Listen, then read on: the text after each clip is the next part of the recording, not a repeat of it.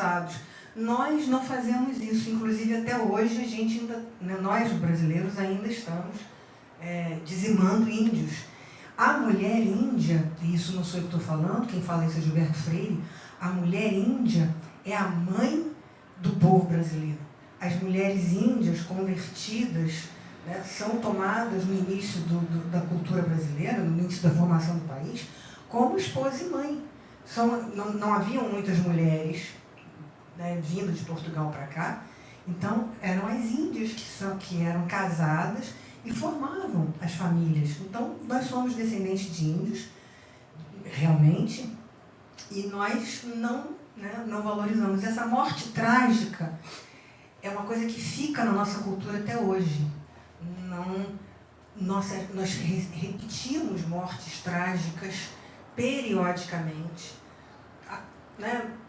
Toda hora a gente tem a notícia de que alguém morreu assassinado, alguém morreu por bala perdida, alguma criança na escola, no metrô, na rua. Periodicamente a gente tem notícia de mortes trágicas, e essas mortes trágicas, elas não trazem uma continuação, elas não mobilizam a população de uma forma que, tá bom, tem que ficar aqui. Elas não mobilizam a população de uma forma que isso mude. A morte trágica para nós, brasileiros, é uma coisa assim, não tem valor. E se a morte não tem valor, cara, a vida certamente não terá. Essa morte trágica, ela serve também para a escravidão. O Brasil foi o país que teve o maior número de escravos de todo o período da escravidão, e de todo o período da escravidão e de todos os lugares. O Brasil ficou com 40% de todos os escravos que existiram em todos os séculos. O Brasil virou uma segunda África, que não era, né? Nós éramos um país de índios, e trouxeram tantos africanos para cá que nós viramos uma segunda África. E isso é numérico, isso não é uma opinião pessoal. E o que acontece com o escravo, né? É o sadismo da dominação, da tortura, enfim, dos castigos e da morte sem valor, né? Que fica. E por último, então a gente tem dois componentes muito... Nós temos dois componentes muito difíceis formando a nossa cultura, né? A morte e o sadismo. A terceira coisa que compõe a nossa cultura é a Santa Inquisição. O que acontece? O português é a cultura dominante. O Brasil herda a cultura portuguesa, e essa é a cultura dominante permanente. Desde o início, todos os outros povos se amalgamaram à cultura portuguesa. E eles são uma minoria, né? O português, comparado com a quantidade de escravos, com a quantidade de índios, o português é a minoria, e é a minoria dominante. E a minoria dominante domina, não é numérico e nem é pela força, é pelo espírito, pela espiritualidade. E o que o português traz junto com ele? Junto com os judeus portugueses que vêm, junto com os portugueses que vêm aqui para o Brasil, vem atrás a Santa Inquisição. Então, é muito importante que fique claro que nós tivemos Inquisição no Brasil, e que nós tivemos Inquisição no Brasil praticamente para perseguir os judeus portugueses, pelo menos é o que tem em termos de números, é isso que existe. Porém, tanto no Brasil quanto em Portugal, a instituição Santa Inquisição é uma coisa que ocupou a cultura, né, dos dois países de uma forma absoluta.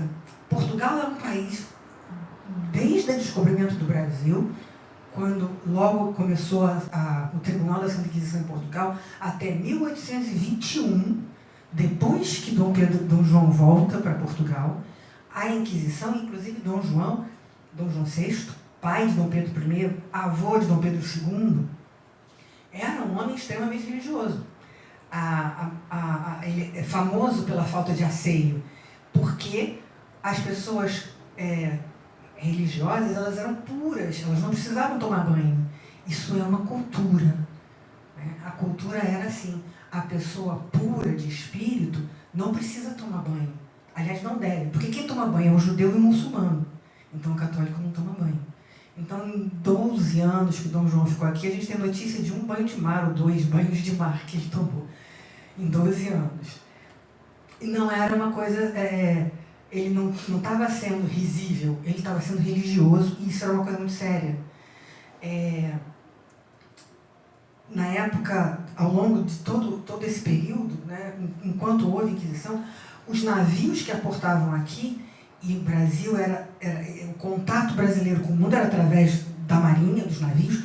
Os navios, quando aportavam aqui, eles eram inspecionados por padres. Eles não eram inspecionados pela alfândega ou pela vigilância sanitária da época, digamos. Não importava se havia ratos ou não, se a mercadoria estava boa ou não. O que interessava é que aquelas pessoas elas tivessem semelhança de espiritualidade. O igual era o que pensava igual, não era o que tinha pele igual. E a Santa Inquisição, o que ela faz? Ela estabelece essa cultura que nós, infelizmente, né, guardamos ao longo do tempo, de corrupção, inveja, delação, má-fé, fofoca, medo, muito medo.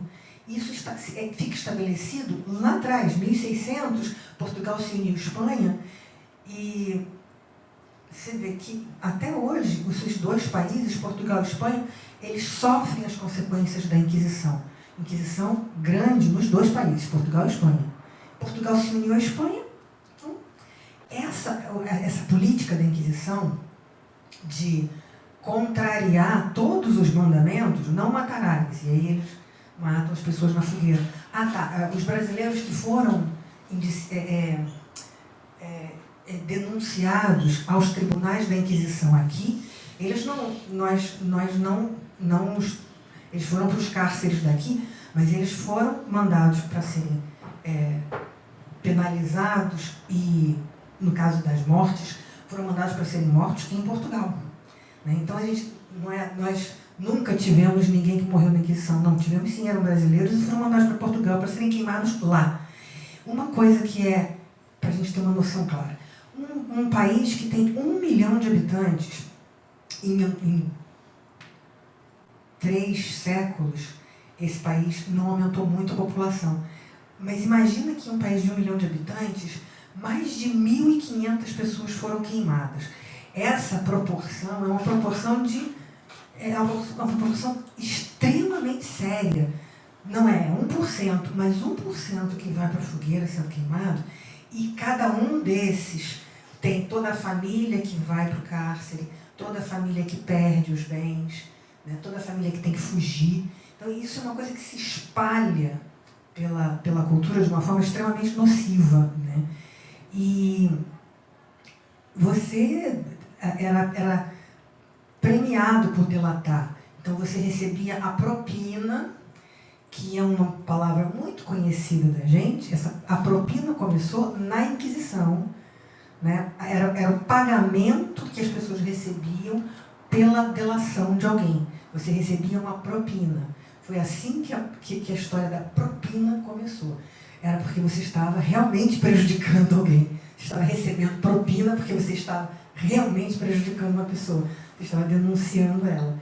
E a outra palavra que é interessante, que é o privilégio. Privilégio era o que você também recebia por denunciar. Você ficava isento de pagar imposto, você ficava isento de trabalhar. Então, outra coisa, as pessoas que eram denunciadas, elas eram normalmente, né, judeus instruídos, né, e trabalhavam, tinham dinheiro, eles tinham valor, eles tinham valores financeiros, né, eram pessoas mais ricas. Nos anais dos nossos autos da Inquisição, a maioria, 80% das pessoas era ou rica ou classe média alta. Pobre, índio, isso era assim, 1 ou 2. O resto todo eram pessoas ricas, porque a igreja e o Estado pegavam imediatamente os bens todos da família. Então, também essa política de exploração das pessoas é uma coisa que começa lá atrás. Isso estabelece uma cultura de inveja. Quando você inveja alguém, você deseja destruir a pessoa.